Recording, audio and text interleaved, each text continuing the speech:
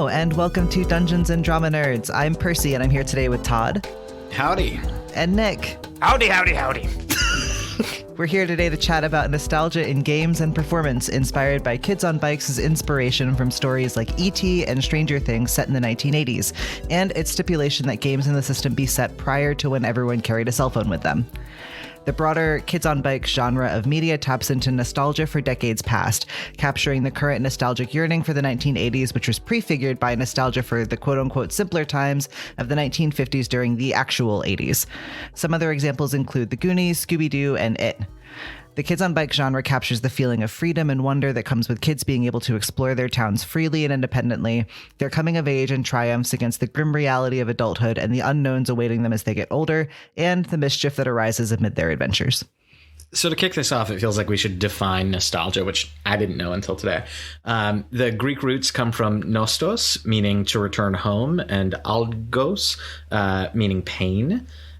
Originally, this was coined to describe a medical affliction facing soldiers in foreign lands, which I thought was really weird and interesting. But it was like Swiss army dudes' lungs got all weird when they were weepy about fighting abroad. I don't know. Anyway, it has come to mean a yearning to return home, an intense homesickness that sort of depends on the irretrievable nature of the past as idealized by memory and desire, rather than the actual lived experience of the past. And it also seems to come from a dissatisfaction with the present in some way, shape, or form. So you see a lot of appeals to nostalgia in moments of like particular national strife.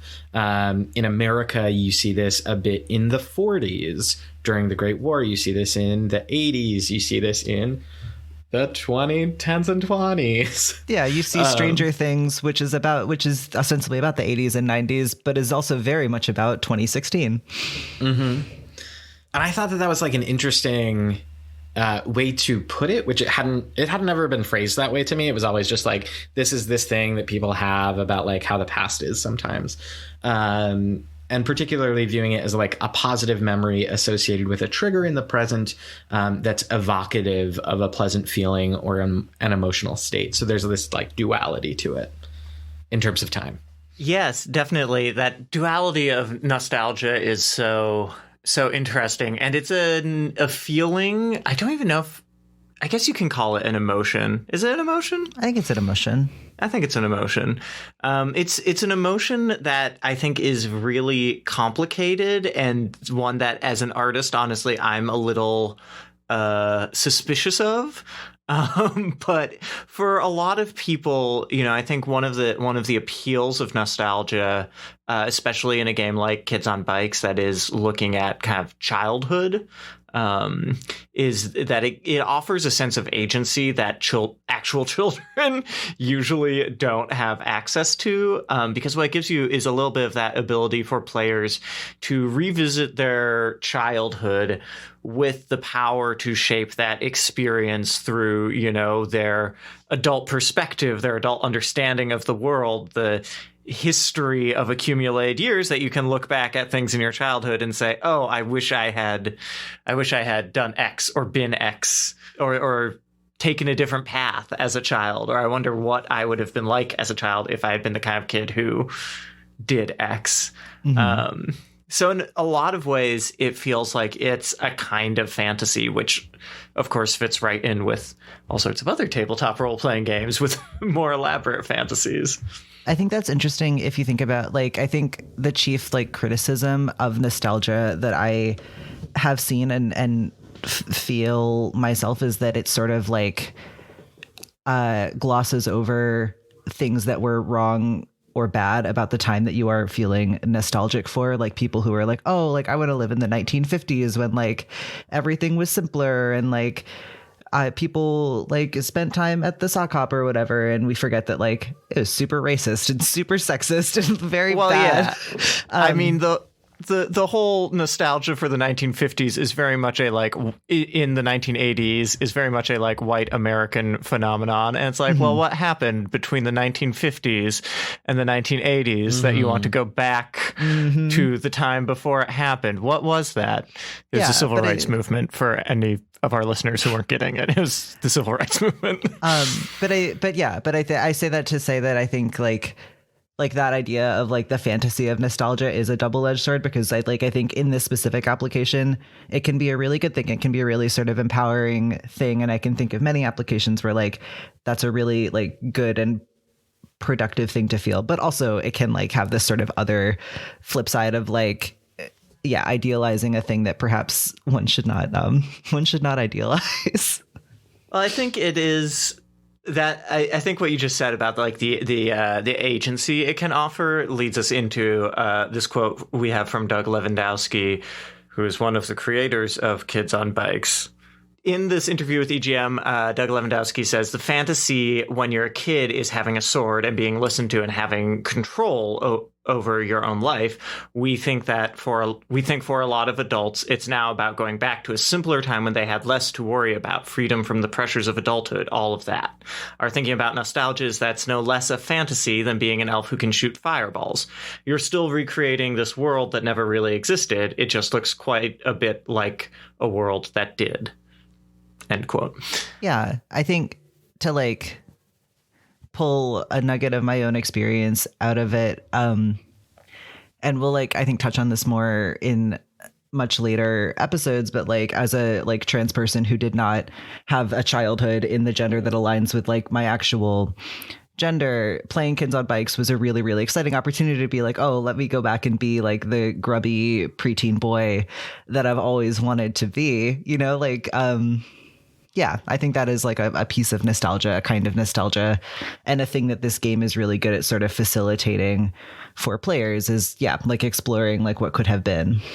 Yeah, and I think that's actually one of the chief kind of hallmarks of nostalgia. I mean, Todd, you touched on this earlier, and I do remember reading that it was part of the original Swiss guys' formulation of the term. Nostalgia is perhaps often or more than usually for a place and a time that we actually didn't experience, or that we're nostalgic for a thing that maybe did not exist in the clean, simple way that we want it to. Because, for example, I do think a lot of people who play Kids on Bikes, you know, have that element of like childhood nostalgia for it, even though I was not alive in the 1980s. You know, I was literally not born. And I don't think anybody, I don't know everybody's exact ages, but I'm pretty sure, I don't think anybody was old enough to be like, I don't believe anybody in our cast was a preteen in the 1980s. No, although I think in our case, we did kind of intentionally set our game. Oh, right. We moved it up. Yeah, we set our game in the early 1990s, which was like a little bit before, like, I was alive at least, but we were very intentional about like, let's put in things that we remember from our own experience, like having a Tamagotchi or like a passcode electronic journal or things like that. No, you're absolutely right. I blanked on that. Thank you. But I do think there is an appeal, like watching Stranger Things or whatever, like, you know, creates that feeling of nostalgia in me, even though like I was not alive in the 1980s and I did not play Advanced Dungeons and Dragons with my friends in one of their basements. But that's definitely like a feeling that I can connect to despite not having been alive for that. Just grappling still with my own suspicion of nostalgia. And I do wonder, hearing you talk about it, Percy, I wonder if nostalgia hits very different in playable media than in consumable media. You know what I mean? I mean, that whole idea of agency is something that's much more felt, for me anyway, in something like a game than in a play or a movie. I do think, though, there's this kind of like this always looking back. I mean, even right now, The Great Gatsby's final passage is just like blaring in my ears. But this like perpetual like looking back and going back toward a past that never was. I think for a lot of people, there's something really appealing about childhood because like you just didn't know a lot of shit yet. Like, it's not that things were simpler. It's that like you didn't know anything about global warming or like geopolitics or like capitalism. When you were 8 years old, you weren't grappling with these ideas. Like, it's not just like student debt or like working for a living. It's like your life was simpler because you were dumber. Mm-hmm. And I think that that's part of it. Like, it's not just glossing, like hoping for a time when things were better or simpler. It's like it seemed that way to us because we were kids and we didn't know a lot yet. Because I feel like we're not like culturally cognizant as people until we're like maybe 13. Well, and we don't have jobs. Like, you have to go to school, but like you have so much more time to do the things that you want to do. Mm-hmm. So I think it is kind of like, as like an adult person with lots of demands on my free time, like it is kind of exciting to play a game where I can go back and be like, ooh, like at 3 p.m. I'm done for the day. Like, what am I going to do? But to sort of like link those two things together, the other thing that's in my brain, and I apologize for being a little bit grad school but I was just writing a paper about this earlier today. Like, I think thinking about the difference between like playable media and media that you just like watch, that you are just an audience member in, like, for reasons that we have discussed on the podcast before, like, I think games have transformative potential. So I think like the action of playing a game like Kids on Bikes, where you are like bringing agency to childhood and you are like revisiting this feeling of nostalgia and kind of living inside it and maybe interrogating what that means to you, like that is a transformative experience for you as a person, in that maybe it realigns like things that you value or affirms things or kind of shows you like, oh, maybe this is not actually a thing that I care about as much as I thought that I did. Like, I think that is perhaps a function of the nostalgic connection to these to games like this. But yeah, I think the other sort of piece of this is that like what we're sort of circling around is this idea, and Linda Hutchin, who's a performance theorist, writes a lot about this. But like, I think what you see in nostalgia is this like collision of moments in time, like this sort of like encounter between temporalities, to be annoying and grad schooly again, that sort of transforms your present by interacting with the past. Which I think is sort of like what games like this are doing, or like media that creates or relies upon nostalgia is sort of doing, is like revisiting the past in order to use that feeling to change something about the present or say something about the present. Yeah, I would say maybe to say something about the present sooner than to change something about the present. At least, mm-hmm. in a broad strokes description of how nostalgia works across media. I wonder if that is one reason that a lot of nostalgia finds its home in genre work. I mean, it's obviously Kids on Bikes, and it's like sci-fi spin, which goes along with Stranger Things. But also, I'm thinking of like, bodice ripper is probably not a term anymore, but like historical romance novels. That's a term. Isn't that it's a term. Is it not a term that anyone uses? For some reason, I couldn't come up with the term historical romance. Oh, do you mean like Bridgerton?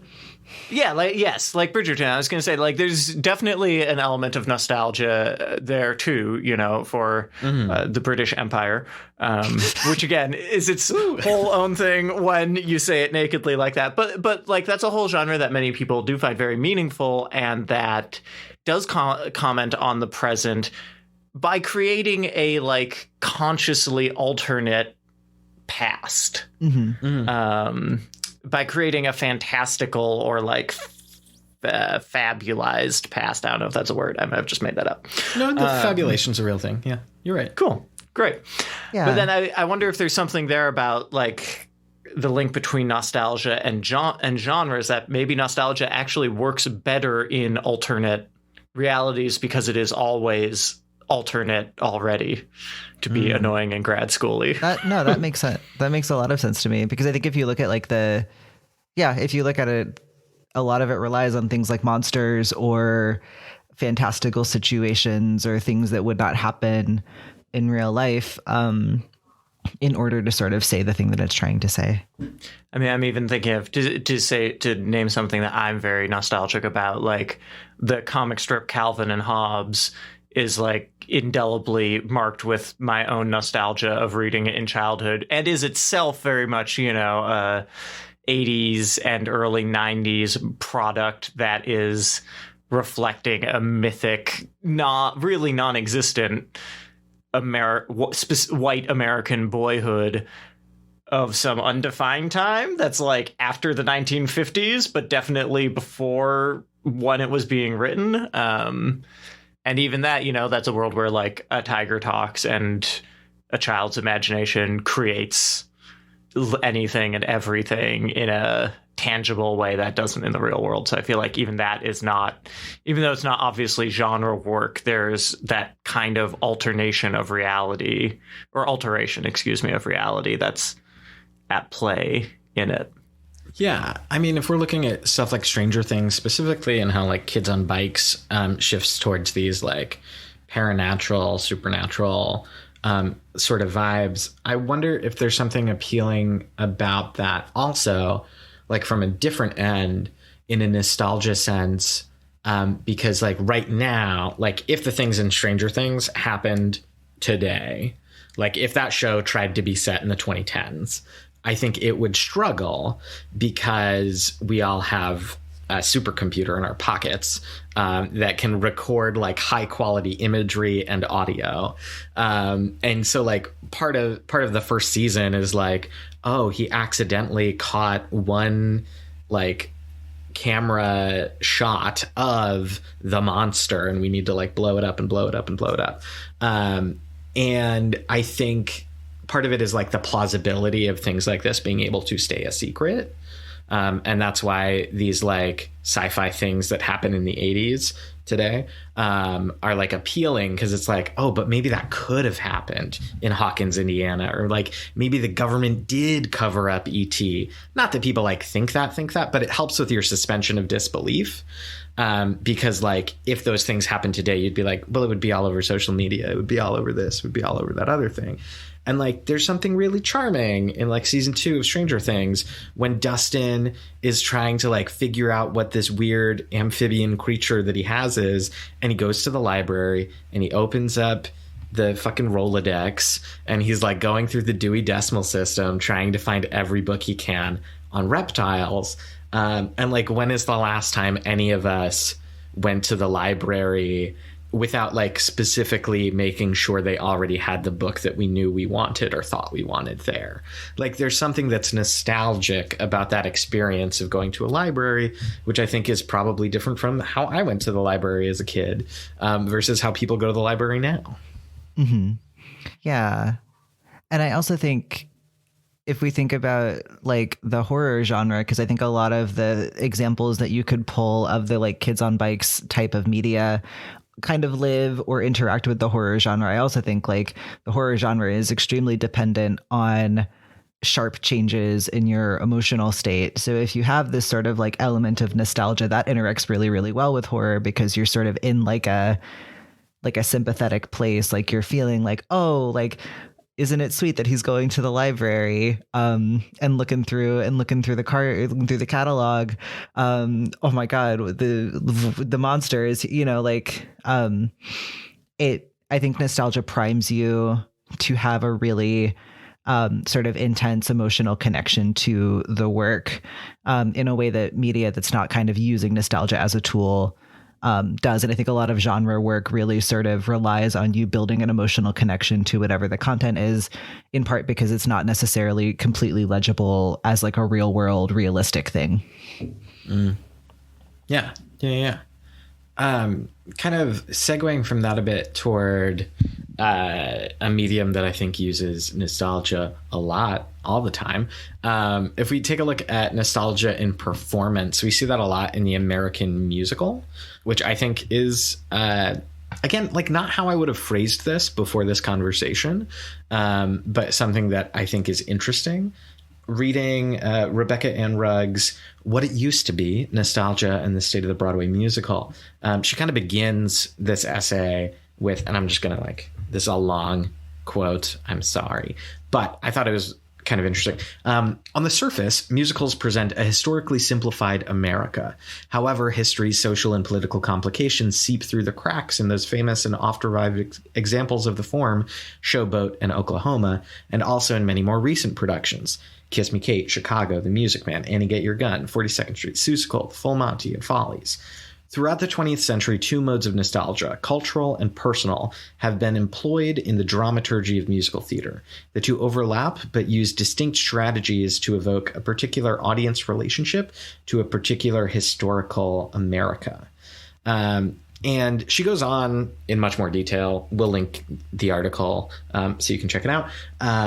But she talks about these two modes of nostalgia, one being this cultural sort of historiography of America, wherein we are trying to both look at a supposed simpler time, whether that's, Oklahoma in the 1940s during a fraught period of American history, trying to look back at a much simpler, isn't it great if the farmer and the cowboy can be friends, sort of a situation, and this idea of American national unity, which I thought was really fascinating. And then also this personal nostalgia, wherein we keep reviving the same golden age of Broadway shows over and over again in a way to bring people who like those shows back into the theater, with the hopes that they're bringing a younger generation of people also back to the theater, so that when they revive them 10, 20 years from now, you'll have that same nostalgic effect in your own personal life of having seen that show at a younger age. And one of the things that this is, I will just say I love Rebecca Rugg's distinction between cultural and personal nostalgia there. I think it's really incredibly useful. And something that this is making me think about now is I'm wondering whether there's something to the way that, again, playable media plays with that distinction a little bit, because in the way she describes it, there's the cultural nostalgia of, very clear Oklahoma in the 1940s. We're trying to be unified because of World War II. So we imagine that the U.S. used to be such a simple, democratic, homogenous place. And then the personal nostalgia of hearing a song that while you're seeing in the audience as show, and therefore kind of extending the show, the emotion of the personal. But in a game, the cultural and personal nostalgias are deeply enmeshed in a way that is really hard to extricate, especially in a game like Kids on Bikes, where you're asked to create the world of the game itself.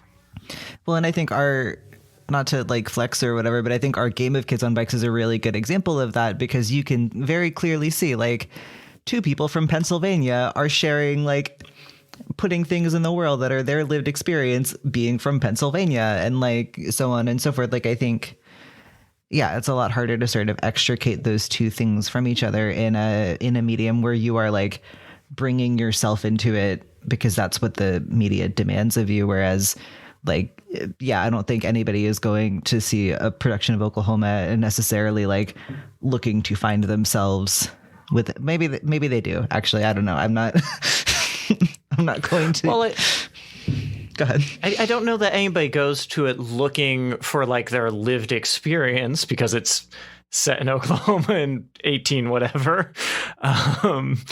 But I do think that's that's the seduction of the musical, but also in some ways of any theater, is that of course you go to it hoping to see something of your life, even if it's just desire or fear of rejection or pain or whatever reflected in it. I mean, that's also, I think, a reason why people reacted so strongly to Sexy Oklahoma and gay Oklahoma.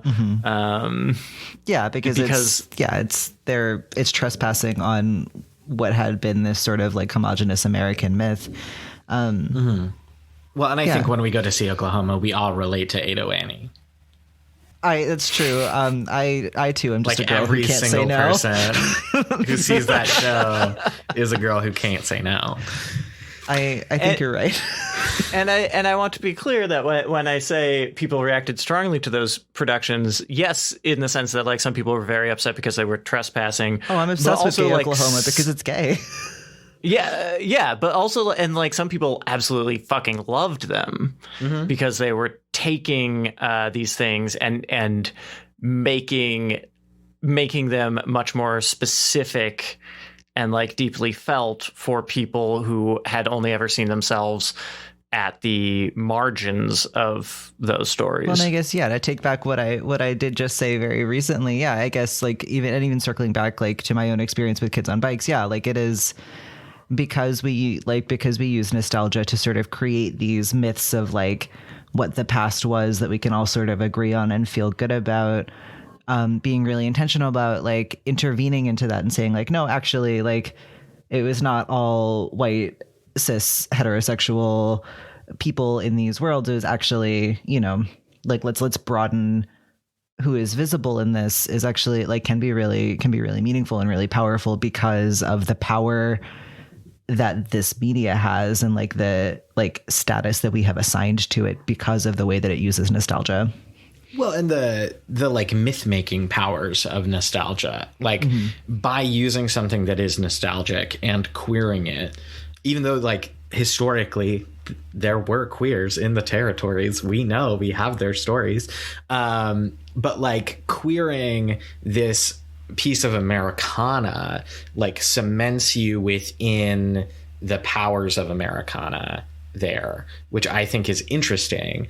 And like I also have some weird nebulous feelings about like what does it mean to queer yourself into like the patriarchy and like I mean this is like I think the argument of like the theater industry as it stands right now, right, is like it's the ground on which I stand argument of like what does it mean to just put people in stories that were not written for them to be there versus what it means to like do new stories in which they are authentically within them. And like I would say both, but like there are valid, you could make valid arguments for either one. But I think if you're looking at like weaponizing isn't the right word, but like I think there is value to sort of making use of the way that like musical theater, for example, uses nostalgia to do this sort of myth-making Americana work and sort of like exploit that and subvert that. Like that has a lot of power to it, regardless of whatever argument you could make that maybe like just doing stories that marginalized people were intended to be in from the beginning is a better use of your time. Well, as Todd was saying, like nostalgia is always myth making anyway. So like if you're going to do it, why make myths about white heteropatriarchy? That's all extremely true. I don't think anyone is going to stop reviving all of these golden age musicals anytime soon. Maybe it will change drastically. I don't know, but I would wager.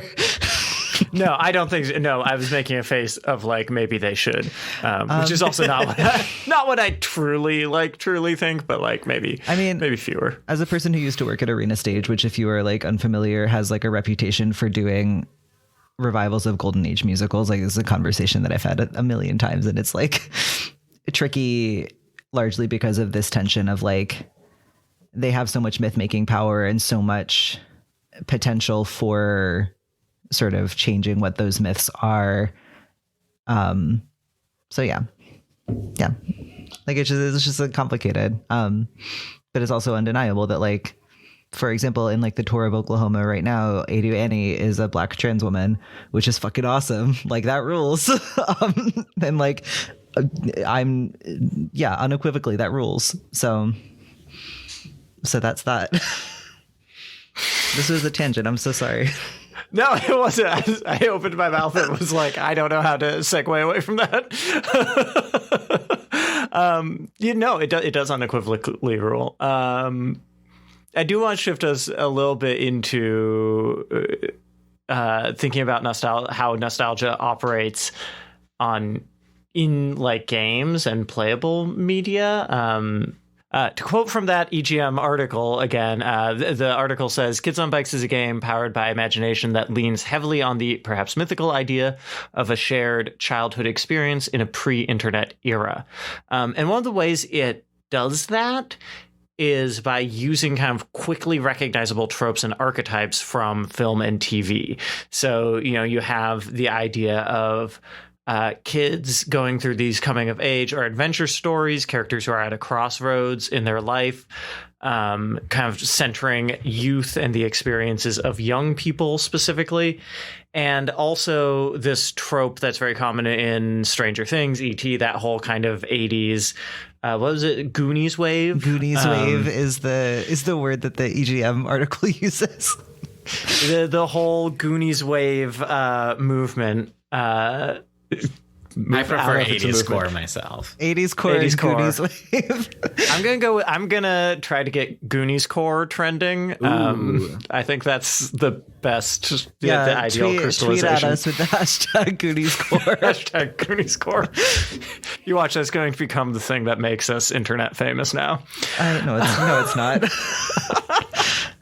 Anyway, the one of the other big tropes is the resistance to faceless authority, which goes along is part and parcel really of that idea of being children in this pre-internet world, is that it is a world that is unstructured, and where the idea of authority is itself like quite distant and alienated and violent, and therefore resistance to it is inherently like prized. In some ways it's like actually very libertarian, I'm realizing as I say this. Aside from these sort of like big like kids and bikes tropes that are sort of, I think, like part of what defines the genre of media as a whole, inclusive of like the game Kids on Bikes, but also like movies like The Goonies and Stand By Me and all of these other films that you think of when you think about like a group of plucky youngsters solving a mystery in their small town. Kids on Bikes also like very explicitly uses tropes from media in the way that we've sort of talked about before, in terms of like the bully, the class clown, the loner weirdo, all of these things. Like it's, I think, really, really explicitly tapping into your relationship to media and tapping into things that you have seen and connected to in your own life.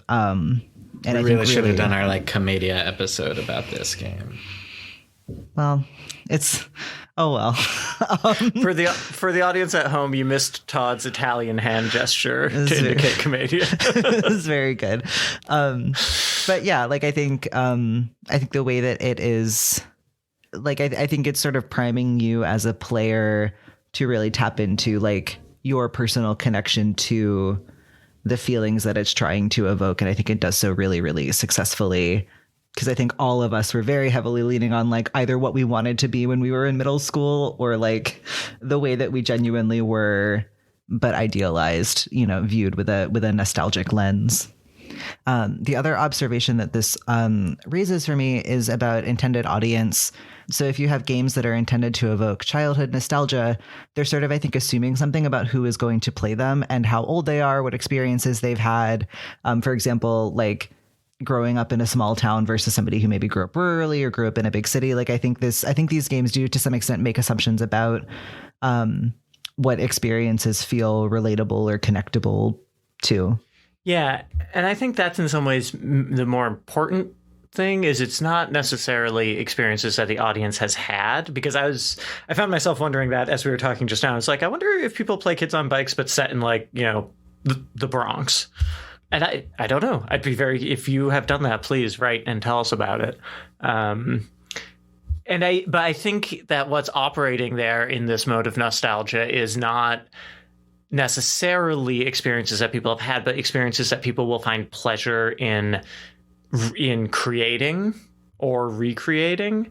Yeah, which does just speak to interesting questions about like what experiences are assumed to be universally desirable. Well, I think now that I'm thinking about it, I think part of what makes them, I think, universally desirable is a point that is worth like chewing on further. But I do think like, even if you haven't necessarily had this experience, like thinking not only about like Goonies core film, but also like, I don't know, I think like early 2000s pop punk is relatively common enough that people have listened and heard the various I hate this small town music. Mm-hmm.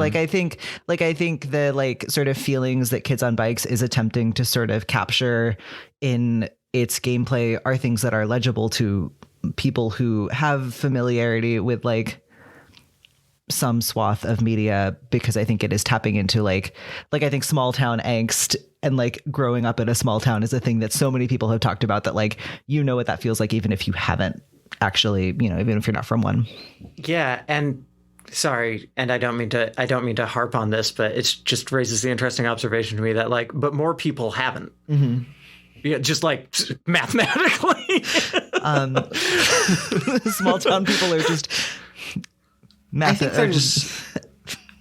think there's a difference between like growing up in a small town and growing up in a rural town. Like I think those things are different with what you're talking about mathematically. And I think, Percy, there's something interesting as someone who was in a pop punk band back in the day. I didn't know this about you, Todd. Oh, we can talk about it sometime. We had t-shirts. We recorded an album. That's amazing. Can we stream your album for an entire podcast No. episode? God, I would Anyway. just cry the whole time. Anyway, I'm sorry. No, but you said something that was really interesting about like I hate this town that I'm in, and there's this like longing when you're younger for like bigger and better things, which is a very common feeling that I think a lot of people have. And I think what Kids on Bikes is specifically trying to do is tap into this nostalgia for like, but wasn't there something really great about my small town? Wasn't there something weird that I wish I could have explored? Like, as someone who this last weekend, I was in my hometown, which like Saratoga Springs is not a tiny place, whatever, but I was there with my partner for the first time. And so I was like showing him around, not going necessarily to the things that I would want to go to because it's COVID and like I can't take him to the restaurants or bars that I would want to go to. So we instead like went to a bunch of the springs and like went for a walk near a geyser that I learned is not a geyser but a spouter because it's cold and there's no steam involved. It's just carbonated water. I don't know, whatever, who cares? But there was something interesting about showing off these things that like I did not frequent. Like I have not been to the Spa State Park since I was probably 15, despite spending a number of more years there and going back frequently to Saratoga. But there was this like, oh yeah, these are things that like make Saratoga cool that I didn't really appreciate when I was a kid here. And I think Kids on Bikes is trying to like make that for you. Like the goal is not to recreate the pop punk I hate my town. The goal is to recreate like maybe I hate the cops, but like the town itself is cool and there's something magical here. And I think that that's an interesting figuring of nostalgia in this context. Yeah, and one that is like excitingly, I think, transformative in the way that like, you know, in the effect that it has on you as a player and like how you are interacting with sort of like the space that playing this game creates and like engaging in this activity. Like I think it does, yeah, sort of mirror that, like going back to your hometown with a person who's new to it and suddenly, yeah, being like, oh, like there's a, yeah, I feel an appreciation for this that I took for granted or didn't have before, which is kind of nice. But also there's gelatinous clouds in Kids on Bikes. Well, there can be. There can be. There could be all sorts of things. It's not in the rules that there are gelatinous clouds, to be clear. Yeah, I think, I don't know, something that's also just so like there's two things that are really fascinating to me about this. Like one, in Kids on Bikes, you as a group of like probably adults could be role playing as kids of yesteryear who could have been playing like Advanced Dungeons and Dragons or something like that, a la Stranger Things. And that is like an experience that is valid and cool to do in Kids on Bikes, which I think is bizarre. that there's a like, what if in your role-playing game you were also playing a role-playing game, maybe just for fun? Wouldn't that be nice? Wouldn't that make you feel like a kid again? Which I think is like weird in and of itself. But I also think that there's something fascinating about Stranger Things, like restarting this new 80s vibe. I don't think that they're the architects of this, but I think that there's a lot riding on Stranger Things, like getting it right. And for two guys who were born in 84 and like did not grow up in the 80s, the way that they like describe the 80s of Stranger Things, I think that's fascinating that they're like absolutely engineered nostalgia can like ring true for so many people. Yeah, I did read a funny article that was like Stranger Things is about the 90s, not the 80s, which I thought was funny. And like they're not wrong. It was just funny that how strong out the gate that person came. But which is neither here nor there. But yeah, I think it's all myth. It's all just myths, and it's all, I think, manufactured or, you know, has artificial, not in the sense of it being fake, but artificial in the sense of like having been created. There's probably a better word for that, but I can't think of it at this moment. Yeah. But yeah, and I think that is like the double-edged sword of nostalgia, in that like it has a lot of creative power and potential, but also there is this sense of artifice. There is the sense of like not being real that can be tricky if you start to value it as real. Yeah. And maybe it's also the complication of engaging simultaneously in the cultural and personal forms of nostalgia. I mean, just to run with the Duffer Brothers, you know, to take that argument of Stranger Things isn't about the 80s, it's about the 90s, that would make sense because that's when they were, you know, the age of the kids in the TV show. So maybe what's happening there is, you know, thinking about the 90s, casting it into the 80s to talk about the 2010s, which is a very complicated, like, temporal relationship that's going on there, but definitely one that I can track and make sense. Mm-hmm. Okay, I'm going to derail this whole thing for a second, and we might just cut this. I don't know. But do it. If we're looking at, so we were originally going to do this episode about like camp and nostalgia, but we didn't think that there was actually like a clear enough link between like camp and playing tabletop games, specifically this one and how we were playing it. But if we're looking at nostalgia as artifice that is believable versus camp as artifice which is recognized as artifice, like, is that the division that we're looking at here? And is that why it's hard to play, but in this case, like as role-playing game players, to play camp, because the point of camp is that while it is recognizable as artifice, it must be like earnestly done. I think that's actually completely correct. That makes a lot of sense to me. In part because I also think that camp is so aesthetic because because like there is an earnestness that is required to like play a character. But yeah, I think that is actually exactly why we were having so much trouble figuring out how to make that link.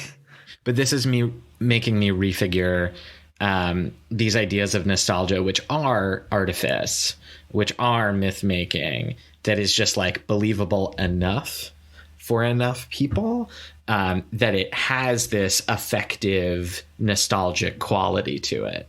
Like it feels close enough that it's probably right. And the feelings that you have about being a kid in your hometown are probably valid in this situation. And I think that's interesting. Yeah, I think the fundamental difference is that nostalgia has this sort of affective connection. It's like really playing on how you feel, whereas camp, I think, doesn't care about how you feel. Camp is all about what are you trying to do and how does it look? Right. Camp is about, but not, I don't want to say surface because it's about a lot more than that, but it is much more is aesthetic than affective. Well, and it's emotionally distanced specifically. Yeah. Right. Yeah. Yeah. And so it like must be non-affective. Yeah, they are, I think, in many ways like opposites of each other in terms of what they're trying to do and how you would define them. It was so interesting to me that Becca Rugg specifically talks about the links between nostalgia and camp in her essay that we mentioned earlier in ways that, like, she doesn't really unpack very much because it's not the focus of the essay, but I had never thought about them in such close proximity. And what she said and the connections you're drawing, Todd, are really like making me reevaluate both of them a little bit. Hey. Oh shit, am I the Fonz again? Damn it.